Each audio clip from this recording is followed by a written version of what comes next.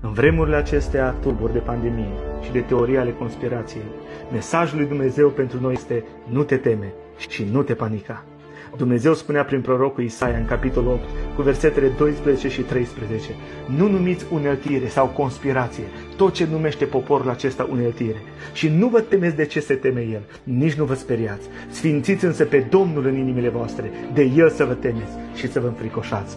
Frați și surori, dacă Dumnezeu a putut duce pe poporul Israel prin pustia aceea mare și grozavă, unde erau șerpi înfocați și scorpioni, conform cu Deuteronom 8 cu 15, și a putut să hrănească 2,5 milioane de oameni, ceea ce însemna garnituri de vagoane de mâncare în fiecare zi, și să le dea apă din stâncă, atunci dați-mi voie să vă spun că Dumnezeul nostru, care este același, ne va purta de grijă și nouă în moduri neașteptate și mărețe.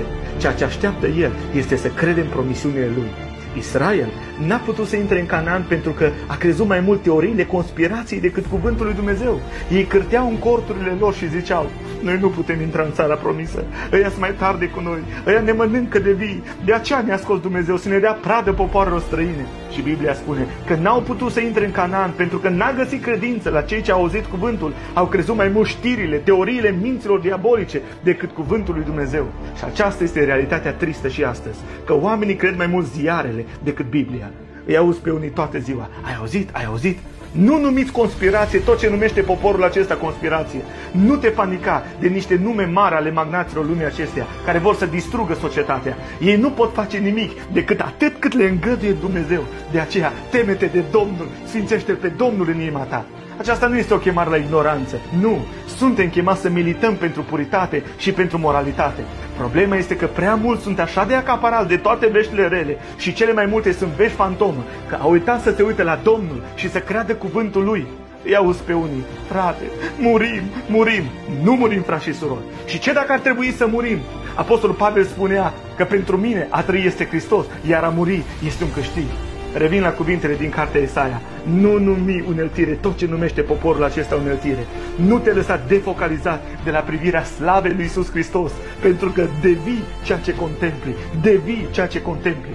Și aceasta dorește vrăjmașul nostru, diavolul, să ne comportăm ca o turmă speriată care n-are păstor. Dar noi avem pe Hristos, marele păstor al oilor, care a promis că este cu noi în toate zilele vieții noastre. El conduce corabia vieții noastre, El conduce corabia bisericii Lui. El este capul bisericii, Iisus Hristos, slăvit să fie numele. Când Dumnezeu i-a spus lui Noe să construiască o corabie, i-a dat toate detaliile, mai puțin 2 detalii, probabil cele mai importante. Dumnezeu nu i-a spus să facă o cârmă și un catarg. Dar de ce? Pentru că Dumnezeu era la cârma corabiei. Și chiar când corabia pare că este în derivă, să nu uităm, Domnul este la cârmă, El este în control. Mi-aduc aminte de acea fetiță care juca șotron pe un vas care era cuprins de valuri și pasagerii erau foarte speriați. Dar la un moment dat, când fetița a fost întrebată: ție nu ți-e frică? Ea a răspuns: nu, pentru că la cârmă e Tata. Frați și surori, lumea întreagă și biserica este în valuri. Dar să nu ne panicăm, Domnul e la cârmă, El este catargul nostru. În Hristos găsim o puternică îmbărbătare, noi a căror scăpare a fost să apucăm nădejdea care ne era pusă înainte, pe care o avem ca o ancoră a sufletului nostru, o nădejde tare și de neclintit. Hristos este catargul nostru, Hristos este ancora sufletului nostru. De aceea, Biserica Domnului, fii tare!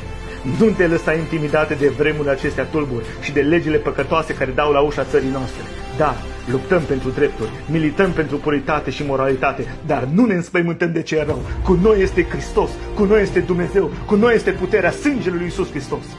Când citesc ultimul capitol din Apocalipsa, am atâta pace, pentru că știu cine câștigă războiul final. Și cel ce câștigă războiul final nu sunt magnații lumii acesteia, nu este fiara, nici anticristul, ci este Hristos. Numai El, numai Hristos. De aceea, sfințește-L în inima ta, fă-ți timp pentru El, încarcă-ți bateria sufletească, nu cu gunoaiele conspirației, ci cu cuvântul lui Dumnezeu, cu promisiunile lui Dumnezeu. Fie ca Domnul să ne ajute la aceasta și să trăim prin credință în cuvântul sfânt al lui Dumnezeu. Amin.